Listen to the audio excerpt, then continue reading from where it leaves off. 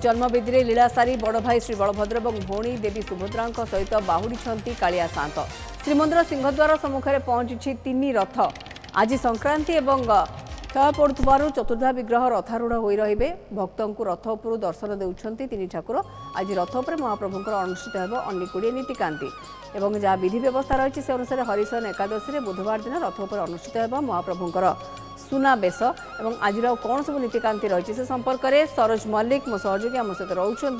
सरोज रथारूढ़ रही वर्तमान चतुर्धा विग्रह और दर्शन करुँच साधारण भक्त श्रद्धालु केमी चली दर्शन व्यवस्था ता सूचना दिंतु रथ उपर आज ठाकुर अनेक गुड़े नीतिकांति हम से बाबद कौन सूचना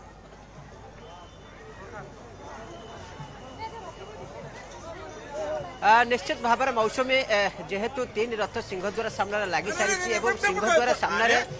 3 रथ लगी सारे श्रीजी को दर्शन करने देखिए जो भाई मात्रा गोटे भिड़ देखा मिली सका सका प्रबल मात्रा भक्त मैंने धाई आसी रथारूढ़ श्रीजी को दर्शन करुँचे पुणी आज दर्शन न कले पुणी गोटे वर्ष को अपेक्षा करा पड़ो कारण रथ उपर श्रीजी को दर्शन करने भाग्य थे मिले बोली कहुच्छे कारण राति पाहिले आसंता काली महाप्रभुकर सुनाबेश नीति अनुष्ठित हो यापर देखिए अधरपणा तापर शुक्रवार महाप्रभु नीलाद्री विजय करेंगे से दृष्टि समय बहुत कम भक्त मध्य सुजोग को हाथ छड़ा करने को चाहूना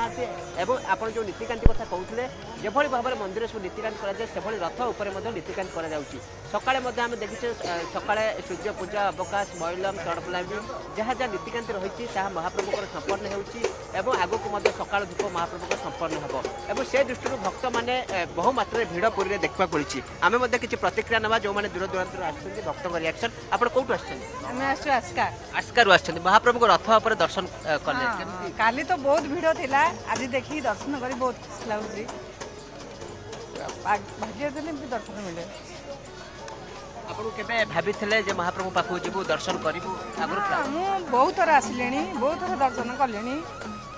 किंतु एमती दर्शन खोलारे दर्शन होना आज दर्शन रथ पर दर्शन कले कह जाए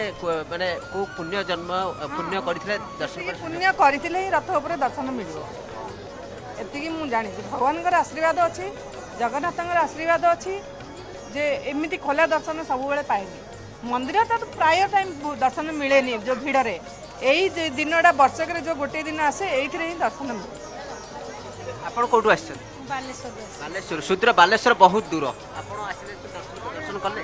दर्शन कली रथ भी टाणी काली माने ठाकुर एत इच्छा जे मैंने मुझे बहुत बाधा विघ्न आसी पाखे पहुँचला जगन्नाथ रथ बाटर छिड़ा मुझे धरली धरी टाणी जी एत मत आसली बहुत खुशी मैंने मो ठाकुर को एमती भाव में काली दर्शन करते खुशी भाभी पारे बिल्कुल सरोज ये भावावेग जहाँ भक्त प्रकाश करुँच